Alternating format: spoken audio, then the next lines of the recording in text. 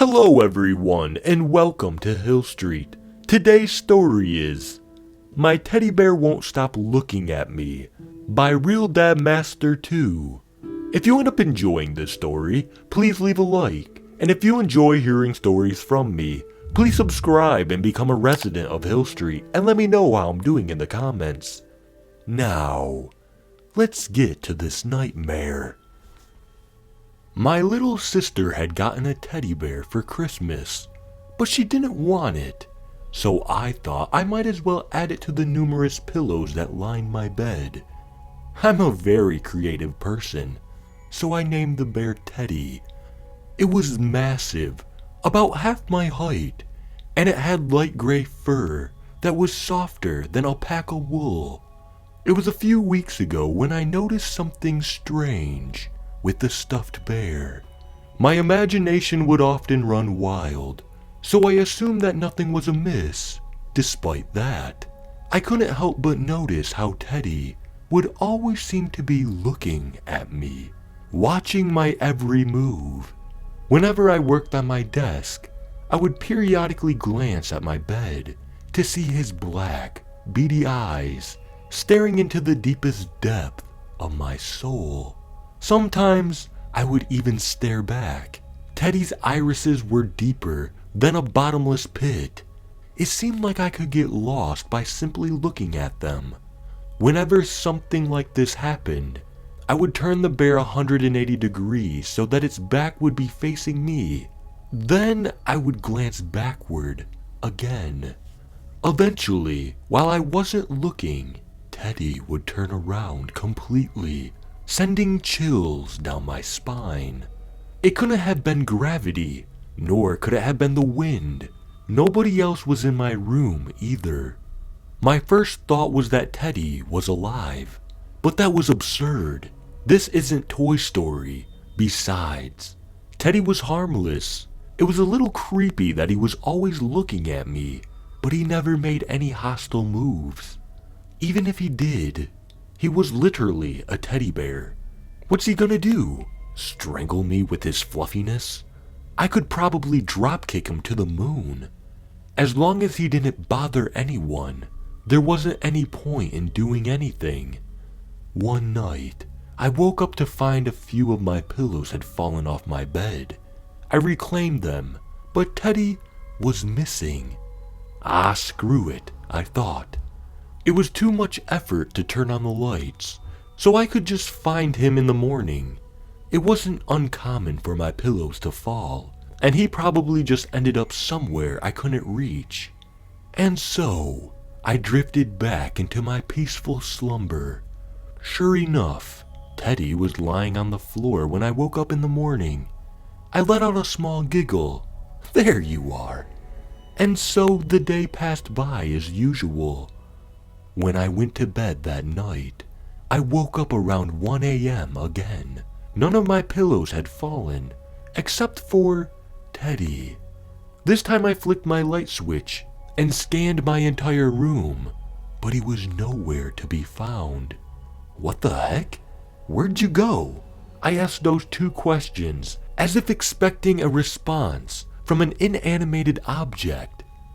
With a sigh, I scratched my head and left my room to get a glass of water. My throat was drier than Death Valley. Before I could take a step into the kitchen, a muffled noise stopped me in my tracks. I sucked in a sharp breath that could have sliced my lungs if I wasn't careful. After a few moments, the noise echoed again. It wasn't my overactive imagination. Naturally, I made the single most horrible decision that someone could have made in a horror movie. I tiptoed towards the sound. Could you blame me? I was curious. Besides, chances were pretty low that a murderous monster was hiding in my house. I, for one, have never heard anybody encounter such a demon. Though, now that I think about it, it might just be servership bias. A dead person wouldn't be able to tell a tale of a murderous monster who broke into their house. It didn't take long for me to discover what made the noise earlier. It was my little sister. Her Karen red hair and green eyes were unmistakable, even in the darkness. She should have been asleep, but she was playing with Teddy in the living room. I must have not have heard her thievish intrusion. Upon spotting me, my sister clutched Teddy into her stubby little arms and fled to her room. Go back to sleep. Jeez. If you wanted Teddy so bad, you could have just asked. With a jaw-breaking yawn, I returned to my bedroom and got the rest of my shut-eye for the night. When my alarm woke me up, it felt as if gravity had tripled in the time I had been unconscious. Getting out of bed was usually the most difficult part of my day. I eventually dragged myself to the bathroom, where I emptied my bladder and splashed some water on my face. As much as I hated the frigid faucet, it did a good job of waking my mind. "Hey, have you seen your sister?" It came from my mom, who was standing outside my bathroom door. "No," I replied. "She was playing with Teddy in the middle of the night, but she ran back to her room when I saw her." "What time was that?" Maybe around 1 a.m. "Why was she awake?" "I don't know. I just know that she stole Teddy and was playing with him for some reason." "Weird. She's probably playing hide or seek or something." "Yeah, that's what I was thinking." At that, my mom went back to searching. It's true, my sister had played these sort of games before, but she was notorious for terrible hiding places. She once tried to mimic a standing lamp by putting the shade over her head. The only good hiding spot she ever found was behind the curtain. Maybe she happened to have found somewhere impossible to uncover. "Bernadetta, where are you? Bernadetta!"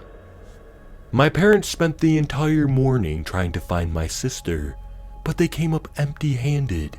It was the same thing with me. I couldn't find her anywhere. It was almost as if she had vanished from thin air. When I checked my sister's room, I found Teddy staring at me once again. That cocky little bastard was mocking me, I swear. Understandably, my parents panicked. They didn't want to waste any time filling out a missing person report after all this effort spent searching. I was sure that my sister would reveal herself eventually, but that wasn't the case. She was gone. Because of the whole ordeal, I was late for school that day. No worries though. I haven't been tardy enough times to warrant any consequences. When I drove back home, my sister was still gone. My parents hadn't heard any news either. Out of instinct, I grabbed a kitchen knife and stomped into my sister's room. Sure enough, Teddy was still there. I stabbed the cursed pile of fluff 60 times and chopped off its head, creating a mound of stuffing all over the bed. Then I took every last piece and shoved them into a trash bin outside. Tomorrow was trash pickup day, so the garbage truck would soon collect Teddy and incinerate him. Could you call my act of murder insane? Maybe. Who goes around stabbing teddy bears?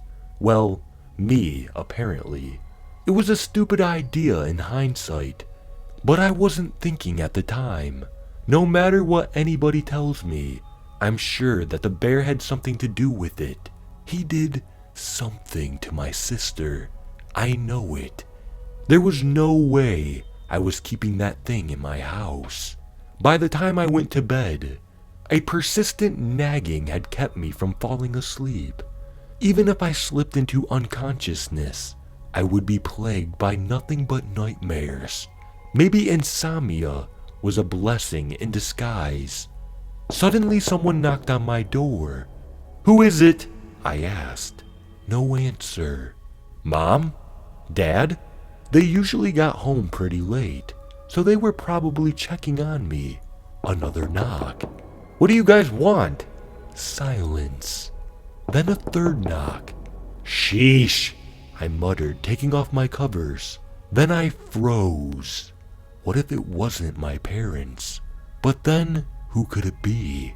They should be the only other people in the house. Unless... No, it couldn't have been Teddy. I chopped him into pieces. The garbage truck drivers were supposed to take him away the next morning.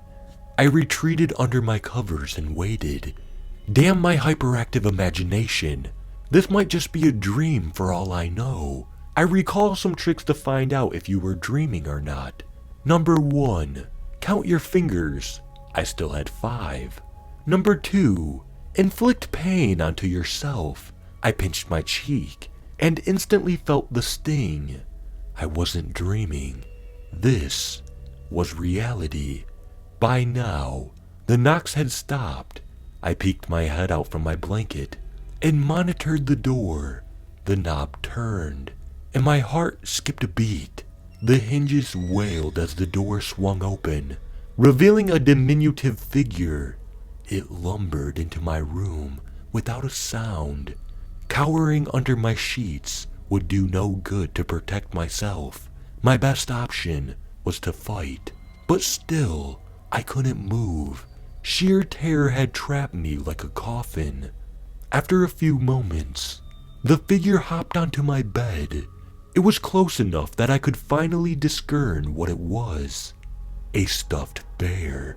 It was about 1/3 of Teddy's size, and it had red fur that matched the shade of a bloody corpse. Worst of all, it had strikingly familiar emerald eyes. That was when I noticed another shadow next to me. There he was, sitting as still as the cadaver. Teddy. He met my gaze and said, "Won't you play with us?"